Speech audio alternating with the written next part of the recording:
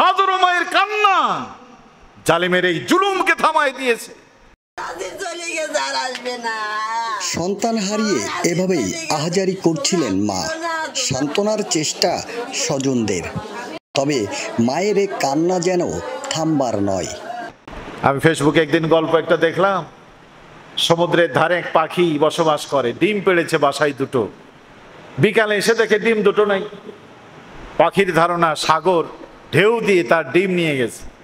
সাগরের কাছে গিয়ে বলল, দেখ সাগর, আমি এক ছোট্ট পাখি, তুই অনেক ক্ষমতা রাখিস আমি জানি, আমার এই বাসা ভেঙে দুটো ডিম নিয়ে তোর কি হবে বল, দয়া করে আমার ডিম দুটো ফিরায় দে। সাগর বলল, তোর ডিম কে নিয়েছে, আমার কাছে কি বলছিস?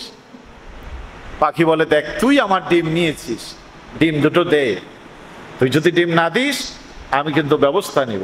আচ্ছা, এই কথা শুনে সাগর কি ভয় পেয়ে যাওয়ার কথা? ছোট্ট পাখির কাছে কি সাগর ভয় পাওয়ার কথা?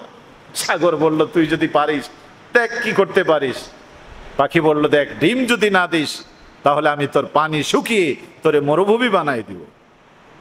এই কথা বলে পাখি দূর থেকে আসে, সমুদ্রে ঠোঁট দিয়ে পানি নিয়ে এক মরুভূমির মধ্যে ফেলে। আচ্ছা বলেন, এইভাবে করে কত শত বছর কোটি বছর করলে সমুদ্রে পানি শুকাতে পারে? এটা কি সম্ভব? 8-10 বার করার পরে সাগর ঢেউ দিয়ে ডিম দুটো কিনারে ফিরায় দিয়েছে। ওইখানে ছিল এক পুরনো গাছ। এই তামসা দেখতে দেখতে বলল যে, সাগর তোমার এত ক্ষমতা, তুমি পাহাড় পর্বতকে তলায় দাও। দেখেন না, একদিনের বন্যায় বাংলাদেশের 10টা-12টা জেলা পানির তলায় চলে গেল। পালাবার তো সুযোগ নাই। শুয়েছিল যারা ঘুমের মধ্যে, ঘুম ভাঙার আগেই দেখে বুক ভরা পানি। কি ঠিক না? সম্মানিত হাজিরিন, সেই শক্তিধর সাগর একটা পাখির কাছে হেরে গেলি। সাগর বলছে, দেখ আমি পাখির কাছে হেরে যাই নাই, আমি হেরে গেছি এক মায়ের কাছে, যে মা তার সন্তানের জন্য পণ করেছে, সিদ্ধান্ত নিয়েছে ওর মালিক যদি তার দিকে তাকায়, মায়ের আর্তনাদ যদি আরো সে পৌঁছে যায়, ওই পাখির মালিক আল্লাহ রাব্বুল আলামিন আমার মতো সাগরকে, হাজার সাগরকে নিমিষে শুকায় দিতে তার কোনো অসুবিধা হবে না। এই জন্য আমি তার ডিম ফেরাই দিয়েছি। সম্মানিত হাজিরিন, শুধু গল্পের জন্য গল্প নয়, একজন মা, মায়ের চিৎকার, মায়ের চোখের পানি আল্লাহর আরশ পর্যন্ত কাঁপায় তোলে।